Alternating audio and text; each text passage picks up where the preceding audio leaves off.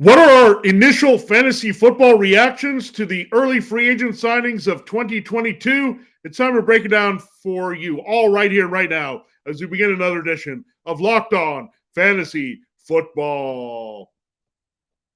You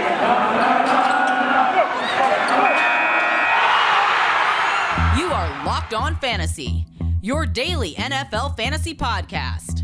Part of the Locked On Podcast Network, your team every day.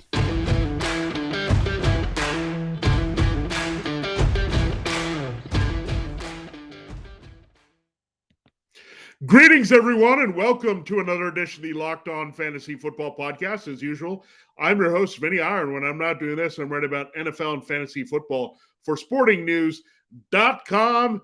Getting you covered there, tracking all the free agent signings. I've got a live grades file. I've been updating the grades here since about noon as the tampering period, we'll call it the legal negotiation period, opened there on the NFL league year is about to only start on Wednesday, but there's not things officially signed unless teams are bringing back their own players, but we know the deals are in place. Players are about to change hands. A lot of notable players also staying put here in free agency for 2022. So we want to pull it out and look at the guys that have fantasy football relevancy. We'll look at the skill players here. So we'll definitely look at what's happened at quarterback first.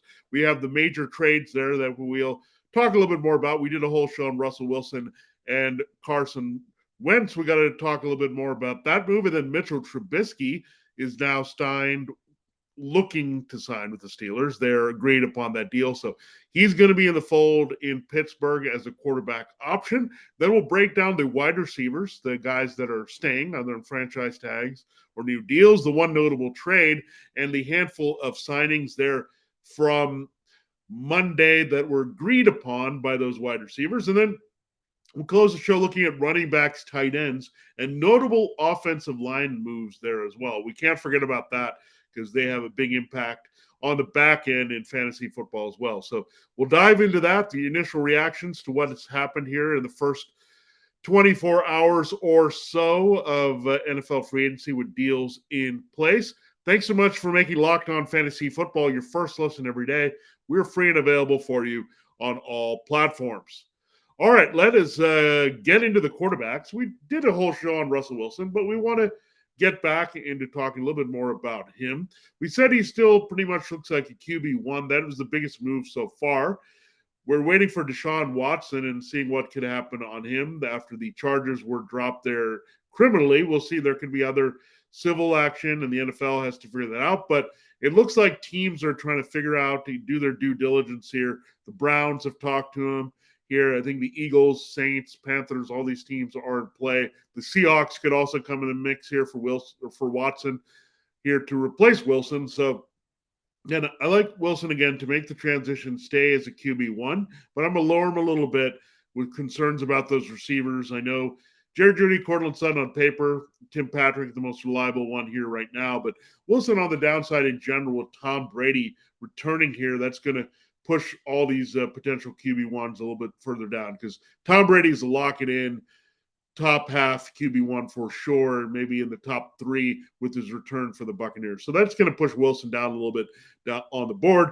Carson Wentz had some QB1 finishes basically based on the touchdowns last year, playing off Jonathan Taylor and the Colts running game. So the Colts move on. They're looking for their quarterback.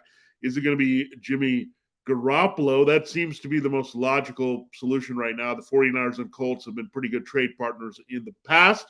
So Jimmy Garoppolo's best path to fantasy football relevance here, the one place left for him is Indianapolis.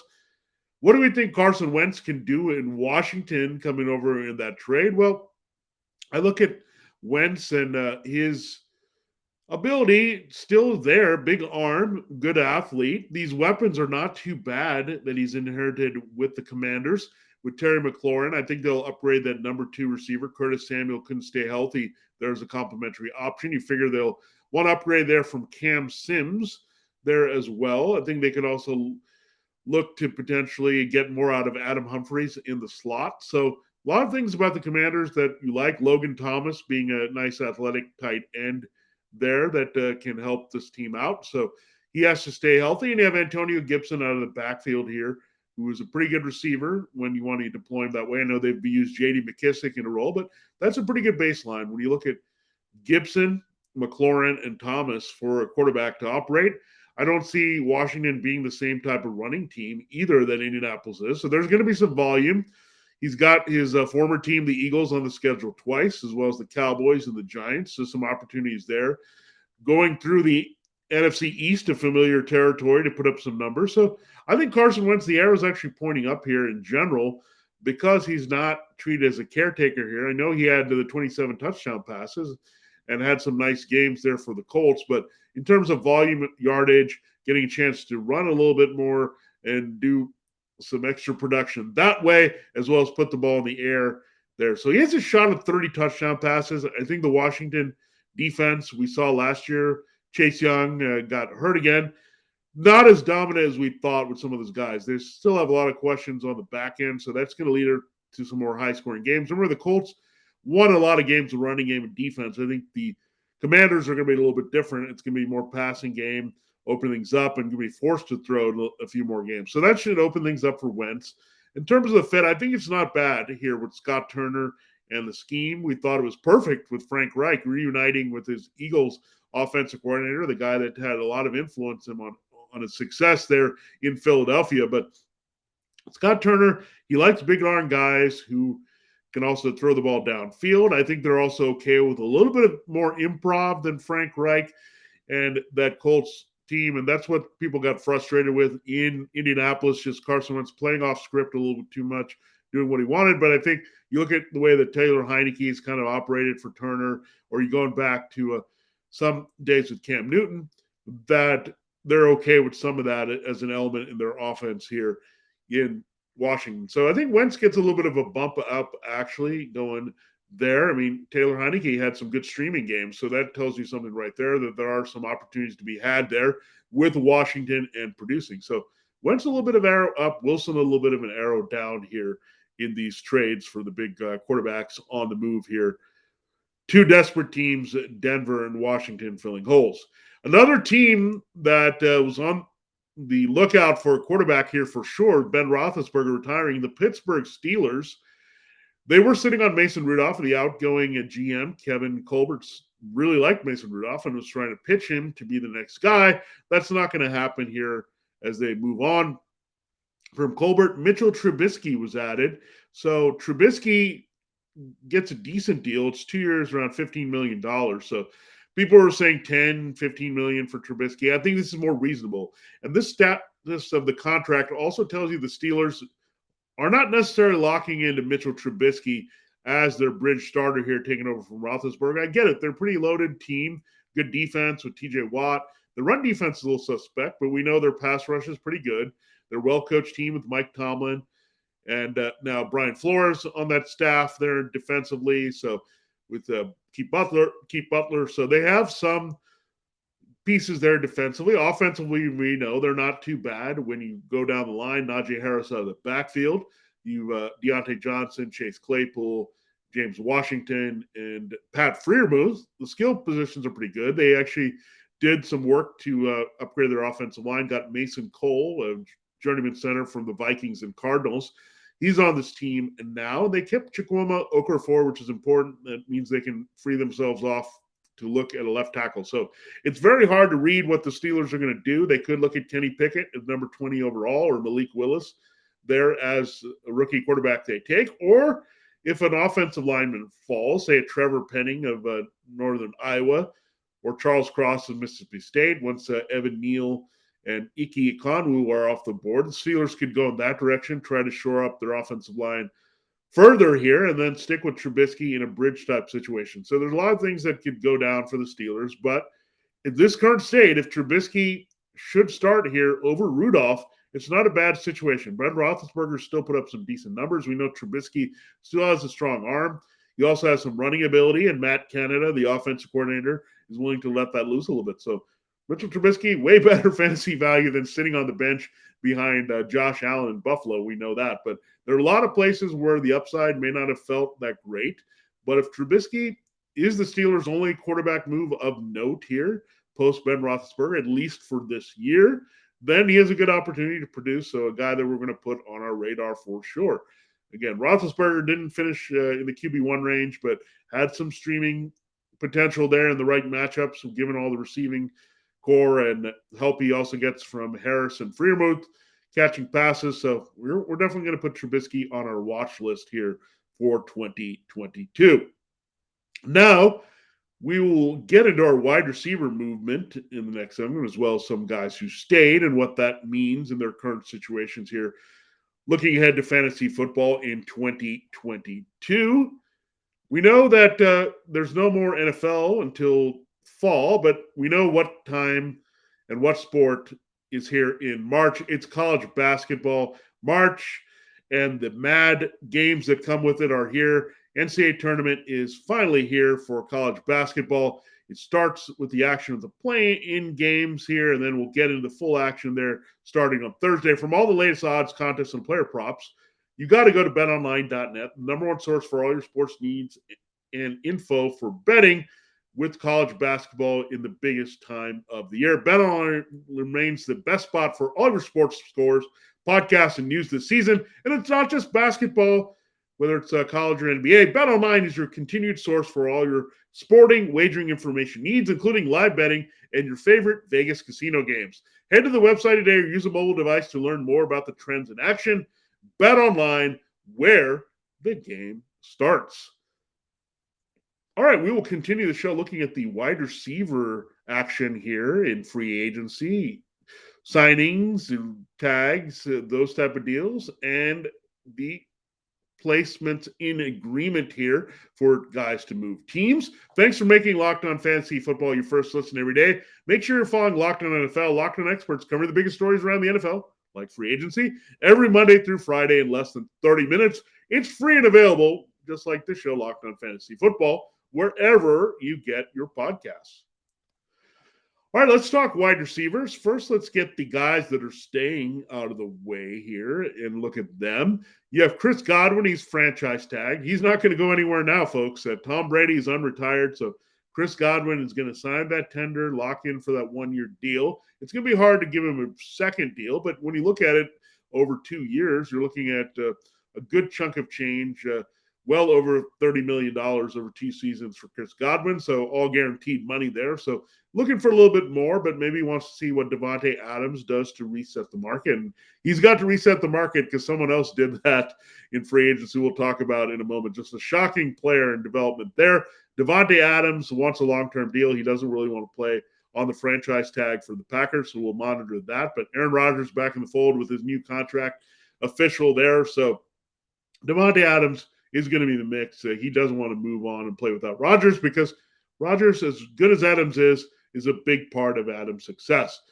Now, another guy staying is Mike Williams of the Chargers. That's a great news for him. He can stay in wide receiver 1 range as a top target for the big arm Justin Herbert. Now, kind of the reign have been passed. The torch has been passed as well. If you want to throw out more metaphors, that Mike Williams is really the number 1 receiver for the Chargers. So he gets 3 years, $60 million, gets paid like it. So the $20 million range is now what you're going to have to pay for top wide receivers for sure. Another key returnee is Michael Gallup of the Cowboys. It made sense once Amari Cooper was made expendable here by the situations where you have Michael Gallup, you've got CeeDee Lamb as a first-round pick with a high pedigree, you have Dalton Schultz on the franchise tag at tight end. We'll talk about his value going forward as well. But Michael Gallup made a lot of sense to bring him back. They love Michael Gallup as a deep threat outside and field stretcher for Dak Prescott. So,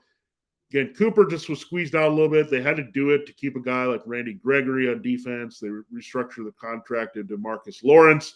So it gave them a lot more flexibility to move that Amari Cooper contract here. And there was some disappointment with Amari Cooper last year with the production being a little bit up and down, the lack of availability tied to not getting the COVID-19 vaccine. So I think that the Cowboys were a bit frustrated with him Gallup was more of a team player with them with CeeDee Lamb. So they're very confident moving forward, Gallup and Lamb, and Gallup's value definitely goes up with no Cooper in the mix here for 2022. So good return for Gallup, good keep by the Cowboys, necessary keep with no Cooper. Cooper moves on to the Browns. He is going to operate fully as their number one at this point. Odell Beckham Jr. long gone. So is Jarvis Landry. He joins his former LSU star. They're out the door. Landry will look for a new home as well as Beckham. They're both free agents now. So Beckham found a great home with the Rams and produced pretty well thanks to the Robert Woods injury and was a good replacement number 2. Fantasy worked out as a wide receiver too. Cooper, in this situation, we'll see about the quarterback change. We know the Browns are not necessarily sitting on Baker Mayfield. They're exploring their other options, including Deshaun Watson. Now, Amari Cooper, again, he's still very valuable, can produce quite a bit consistently, good route runner, good hands, still on the younger side here. It's just strange. A guy that's been valued so much by the Raiders and Cowboys is now on his third team here at this point. So, Amari, there's maybe some things that can rub people the wrong way, but for the Browns, I think the way he runs routes, his hands, a little bit more efficient in his execution and very durable in relation to what OBJ gave them. So I think he fits a little bit better in their offense as a number 1. There's a loose comparison to Adam Thielen. Remember, Kevin Stefanski came from the Vikings. Now, Amari can play in the slot when he wanted, but Thielen proved to be a good inside-outside guy, and we know what kind of type of numbers he puts. So Cooper's also reliable in intermediate routes, and if you need him in the red zone. So Cooper's in a great spot here with no Beckham, no Landry, sorting out the rest of the receiving core. Figure they're going to add a young guy, maybe a Garrett Wilson or Chris Olave from Ohio State or James Williams of Alabama there. So that would be a 1-2 punch that they could recreate there that the Cowboys had with Cooper and Lamb at one point. So I'm looking forward to Cooper with Cleveland, given the situation and the volume target share. He has a good high floor as a wide receiver 2 here in 2022, at least in the top 15, 16 receivers at this point, based on the volume and importance alone on that depth chart in Cleveland. All right, so let's break down some other receivers that moved. We're talking about the Cowboys, so we might as well stay on them. Cedric Wilson got a good deal. I thought they might keep Cedric Wilson as a third target here, but clearly indicating that they're interested more in the 12 personnel and the 2 tight end sets, moving on from Wilson and Cooper. So another piece of good news for Gallup in relation to Lamb and the production he can put up in fantasy football. But I like Wilson going to the Dolphins right now. We're trying to figure out the rest of this receiving core. They paid him a good chunk of money here. Preston Williams has not been able to stay healthy. They once liked him a few years ago, but I don't think he's going to be a key part of the mix. Devontae Parker, getting older, not a healthy guy. So good opportunity for Cedric Wilson playing off Jalen Waddle here. A little similar in some respects to some of the guys that they've had in Miami, those Albert Wilson types.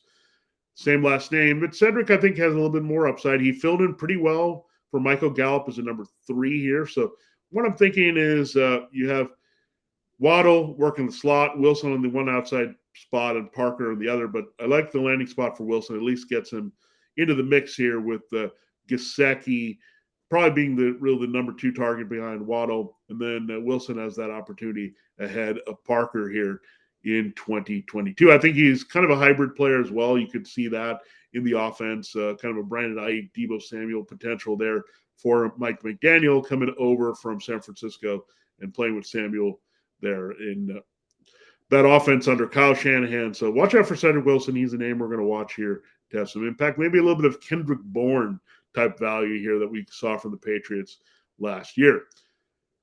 All right, that's enough of the current and future Cowboys. Here's a future Lion here. He'll become a Lion officially on Wednesday. DJ Chark. I really like this pickup here for Detroit. Amon-Ra St. Brown really broke out there late in the season here for the Lions. He's a keeper for sure on this team. You look at what DJ Chark can do. He had that devastating ankle injury against the Bengals there on Thursday night, wiped out his season. But Chark is a 1,000-yard receiver. We know he had some nice production with Gardner Minshew. Didn't really get a chance to get going with Trevor Lawrence. So now the Lions will see what they do at quarterback. Do they go after a quarterback at number 32 overall in the draft with that pick they acquired from the Rams and the Matthew Stafford deal? What do they do here? They're going to have to think about it. But now you have something in place. I think Chark is kind of gives them what they had with Kenny Golladay, a guy that has good size for the red zone, but also big on the outside to stretch the field a little bit. So excited to see what DJ Chark can do. That's a good combination here in Detroit. If Chark can stay healthy, there's going to be plenty of good balls to go around between him and Amon-Ra St. Brown. And then you look elsewhere on this receiving corps, and there's not a lot. It's TJ Hawkinson. So you're looking at Chark and St. Brown and Hawkinson being your top targets here. And, of course, DeAndre Swift out of the backfield. So great possible situation for Chark here. Team we know with the defense that it's going to struggle and more in transition here for Dan Campbell. They're going to chuck the ball a lot here. We'll see who does it. Is it going to be Tim Boyle? Is it going to be more Jared Goff? Is it going to be a rookie? It doesn't really matter. We saw St. Brown produce despite all of that last year. So sometimes volume targets are king in fantasy football. There, when you're looking for receiving help, and Chark definitely steps into a good situation. Already feeling him as a wide receiver 3 with some upside here in Detroit. All right, we look at Christian Kirk and Zay Jones. Yes, these guys got quite a bit of money to go over to Jacksonville. So Christian Kirk has a contract 4 years up to $84 million. That means he could be seeing $21 million a season. That's actually more than Mike Williams made. And Devante Adams playing on that $18+ million franchise tag. Godwin around $19 million for being tagged for a second year. So Christian Kirk certainly has some value there that you're looking at. Going to Jacksonville, when you pay that much money, you're going to treat a guy like a number 1. It looks like they're trying to move Laviska Shenault Jr. Makes sense. Kirk and Shenault would be more of a redundancy there. They'll probably keep Marvin Jones as a veteran option. Christian Kirk can go inside and outside. He's mainly an outside receiver to me, so could be blowing it up with Marvin Jones as well. But definitely Shenault is on the move here that they're looking at for sure, because, again, with guys like Kirk and Jones in there, it would be kind of a weird to have this carryover from the old coaching staff there with Doug Peterson. So we'll see. Kirk, just by volume alone, has some appeal as a wide receiver 2. That's what he finished as there, just on the borderline in Arizona. So he can start from that platform there in this situation, playing off Trevor Lawrence. He could be the number 1 target with a lot of volume. Zay Jones flashed a little bit for the Raiders last year when they needed him. So interesting receiving core. Last year we had a shakeup there with Jones coming in to help Chark and Shenault. Now Chark is gone. Chenault's probably out the door as well. So a lot of things going on in Jacksonville where we'll see if they keep Marvin Jones, that veteran contract as well. But that would also clear another target out of the way for Kirk and Zay Jones. And they did also make another move. We'll talk about that at tight end. Finally, we'll talk about the one minor move, Braxton Barrios, another guy returning. He's going to the Jets. I like this move here, keeping him with Zach Wilson. Barrios was a good jack of all trades. He was very versatile, very Patriots-like, and that makes sense. He came from the Patriots and did a little bit of everything and ran touchdowns in, had a good return game on here for the Jets, and a good valuable receiver. He's basically displaced Jameson Crowder as the guy they look in the slot. So don't sleep on Barrios. I think he's going to have good volume here in 2022. And I really like this receiving core right now for the Jets. You have Corey Davis, you got Elijah Moore, and you got Braxton Barrios. We're probably going to move on from Keelan Cole. He's a free agent. So good mix of receivers there. And they also did a move at tight end. So I'm really having more upside feelings about the Jets passing game and offense in general. We'll talk about them a little bit more in our final segment, where we'll break down the running backs, tight ends, and offensive linemen of note that have been affected by the NFL free agency's unofficial start here on Monday. This episode is brought to you by Rock Auto. With ever-increasing numbers of makes and models, it's now possible for your local chain auto parts store to stock all the parts you need. Why endure often pointless or seemingly intimidating questioning and wait while the person behind the counter orders the parts on their computer, choosing the only brand their warehouse happens to carry? You have warehouse to access to computers that can get you to rockauto.com at home and in your pocket. Save time and money when using Rock Auto. Why choose to spend 30, 50, even 100% more for the same parts from a chain store or car dealership? Take Honda Odyssey fuel pump, for example. You can pay $353 at a chain store, or you can get it for only $216 from Rock Auto. Rock Auto prices are reliably low for every customer. They have everything you can need: brake parts, tail lamps, motor oil, and even new carpet. Check it out. Go explore their easy-to-use website today to find the solution to your auto part needs. Go to rockauto.com right now and see all the parts available for your car or truck. Right Locked On to their How Did You Hear About Us box so they know that we sent you. Amazing selection, reliably low prices, all the parts your car will ever need. Find them at rockauto.com. All right, it's time to close the show. We have a few more signings and deals agreed upon to talk about here. Chase Edmonds is on the move. He goes from Arizona to Florida. He will be a member of the Dolphins here. So the Dolphins get an upgrade for their backfield. Come on, they were relying on Duke Johnson Jr. and a Gimpy Miles Gaskin. Edmonds has got some durability issues as well. Good change of pace. I still think they need to be in the market for a power back, but Edmonds should make Gaskin kind of redundant in this offense. Duke Johnson, they said they could bring him back, but he's a free agent. So it's a good situation now for Chase Edmonds. He was one of the first deals agreed upon here ahead of free agency. So that's a good sign as well to the Cowboys or the Dolphins. We've been talking a lot about the Cowboys. The Dolphins have had their eye on Edmonds for a while. I actually thought they might go after the other Arizona back, James Conner, but James Conner returns to the Cardinals, and the Cardinals probably saw Edmonds leave and say, hey, we got to keep Conner here in our backfield here in 2022. We can't let both of these guys go, especially Conner, who was very productive. So Chase Edmonds right now starts as an RB2 with some nice upside here in PPR and half-point PPR, especially James Conner keeps his status as a borderline RB1. We know the scoring from year to year is pretty volatile, but still with his rushing production and his receiving ability and fewer touches, the competition here without Edmonds, he's looking good as an RB1, RB2 borderline. Great season for James Conner, gets rewarded for 3 more years, so he's not going anywhere, staying in his prime here as a young running back with Arizona. Found a great home here in Cliff Kingsbury's offense. So excited about both of these moves here. Edmonds, again, we were all in on Edmonds being a lot more of a factor in Arizona, but the Conner situation, Conner just having a nice breakout, shaking some of the durability issues he had in Pittsburgh to produce well in Arizona. That probably squeezed Edmonds out of the feature job we thought he was going to get here. So the Cardinals did like Edmonds, but they had to move on. They preferred Conner. We've seen that. They flipped from Kenyon Drake to Edmonds, and they flipped to Conner. So Conner going forward, locked in, loaded, and pretty good offense here in Arizona. Chase Edmonds, he needs a little bit of help, but for now, he's in a really good situation to produce nice numbers for Miami. And we know it's going to be a very running back friendly scheme with Mike McDaniel. And we also know Mike McDaniel coming over with the 49ers has a good read on having one back more in the offense and playing off the zone read and all that. So that's good for Edmonds for sure. So we're going to keep it conservative with him right now and see if they add another back as an RB2 status, and Conner pushes towards RB1 if he can keep up the scoring. Now, tight end Mike Gaseki returning to the Dolphins. That's good news. He has good chemistry with Tua Tagovailoa. Every year his production has increased here. He signed his tender, actually, so he's good to go here for 2022. Dalton Schultz will be a big factor here. So no Cedric Wilson, no Amari Cooper. That makes it a streamlined 3 receivers here for Dak Prescott. Schultz had a big year playing off Prescott, especially in the red zone. Not much of a blocker there, but that's why they can use the 12 personnel and incorporate different sets there with Blake Jarwin. So Schultz, Gallup, and Lamb. Lamb figures to be a wide receiver 1. Gallup is a wide receiver 2. And Schultz stays at a tight end 1 strongly in this offense. So good moves by Mike McCarthy and Kellen Moore and the Joneses to realize that this is the direction they needed to go, and Cooper was expendable, and this is going to be good fantasy things here for Lamb, Gallup, and Schultz. Tightens it up a little bit so it does not spread around, and we're not frustrated as much with where Dak Prescott throws the ball here in 2022.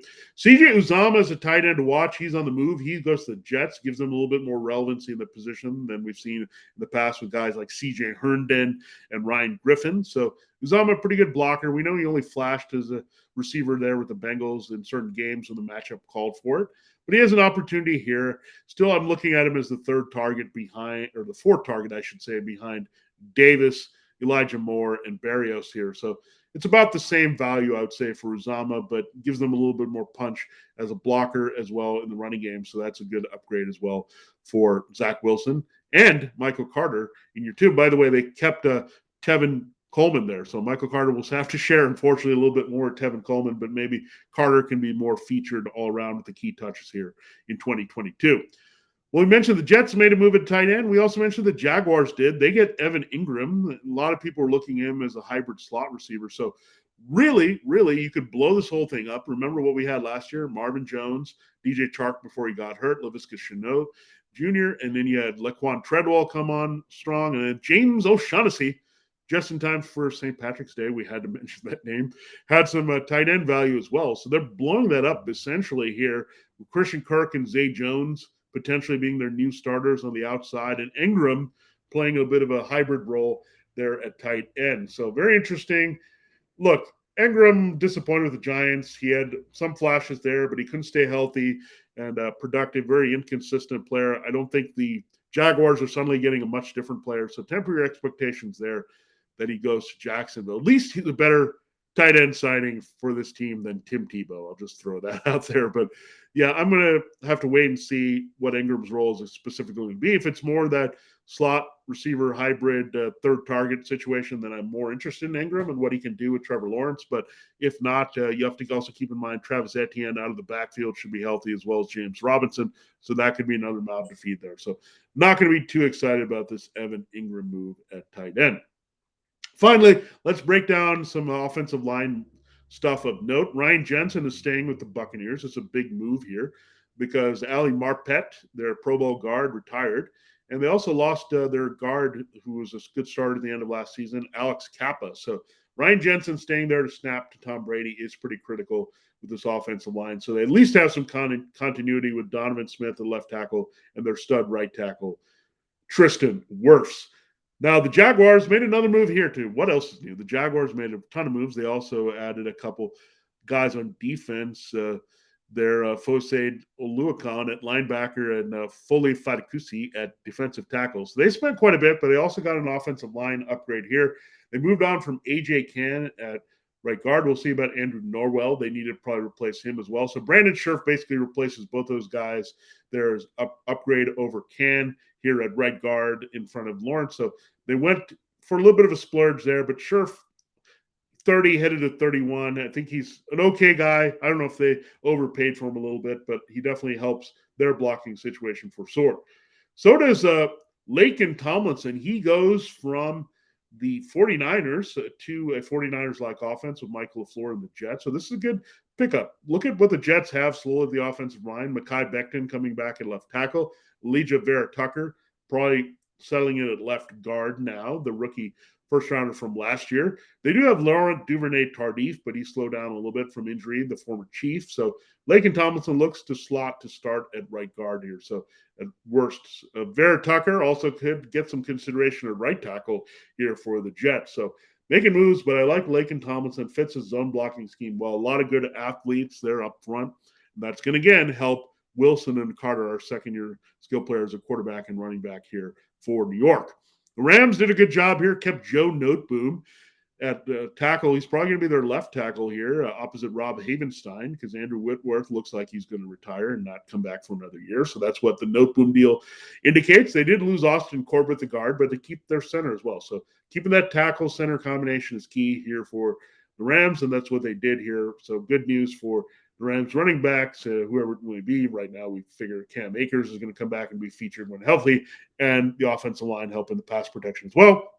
And finally, the last team we'll talk about, the Cincinnati Bengals. We talked about Alex Kappa leaving the Buccaneers. Well, he goes to the Bengals. Nice upgrade for them. They had Hakeem Adeniji play inside. That was their biggest problem. I think people were looking at, the Bengals have got to get an offensive tackle. But what was their biggest problem in the Super Bowl? In front of Joe Burrow inside with Aaron Donald. So they get this fine player here, Kappa, to start at one of the guards. And Ted Karras here really liked this player from the Patriots. Kind of a glue offensive lineman, pretty solid. He's going to be a good locker room guy, going to fight hard here. So Karras and Kappa, sounds like a law firm here, but the Bengals have upgraded nicely without spending a ton of money. I think people saw them going after Tomlinson or Scherf, but at this point, the Bengals had to be a little bit more calculated with the Joe Burrow contract around the corner. They couldn't go nuts like they did last year with getting Trey Hendrickson and those type of players. So good moves for the Super Bowl teams, the Rams and Bengals, to facilitate the rest of their offense here in 2022. So that pretty much covers it. We're waiting for some other big names to move. The left tackle, Terron Armstead, Allen Robinson, the wide receiver of the Bears. And we know the combination of Beckham and Landry are looking for homes. We'll have reaction to those moves as they happen as we get into the other waves of NFL free agents. Remember, it's not even started, and we've got a lot of action going on, so should be a lot more things to look at here from a fantasy football perspective in free agency this week. Thanks so much for making Locked On Fantasy Football your first listen every day. Now, be prepared for more free agency analysis here as we do our advanced scouting mode on Locked On Fantasy Football. Now, make your second listen Locked On NFL Draft. Ryan Tracy and former NFL cornerback Eric Crocker bring the NFL Draft to life every day with inside analysis on college football prospects and NFL front offices. It's free and available wherever you get your podcasts, just like Locked On Fantasy Football. For Locked On Fantasy Football, this has been Vinnie Iyer. Have a great day, and we'll see you next time.